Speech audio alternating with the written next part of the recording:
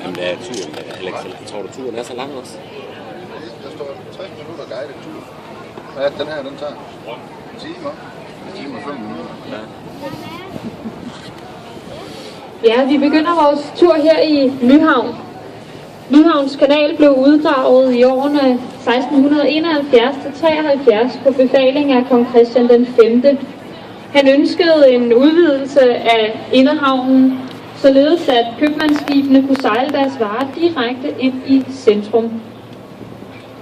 Samtidig så kunne søfolkene have deres hjem og deres kajpladser her. Det blev hurtigt til et meget livligt kvarter med en masse barer og også prostitution. Hvilket gav Nyhavn et temmelig dårligt rygte. I dag er havnen en smuk museumshavn for bevaringsværdige gamle træskibe og bygninger.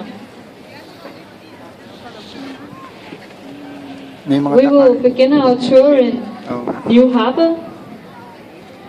New Harbour was dug out in the years between 1671 to 73 on the orders of King Christian V.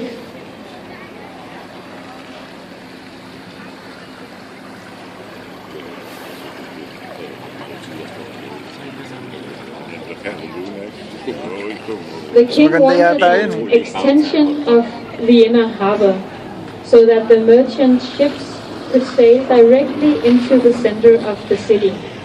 And at the same time, the sailors would have their home here and be close to work. Wow!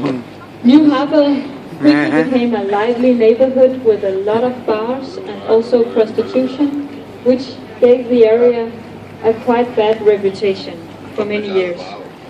Today, New Harbor is a beautiful museums harbor for listed wooden ships and buildings. Wir beginnen unsere Tour in Neuhafen. Neuhafen-Kanal wurde im Jahr 1671 bis 73 ausgegraben.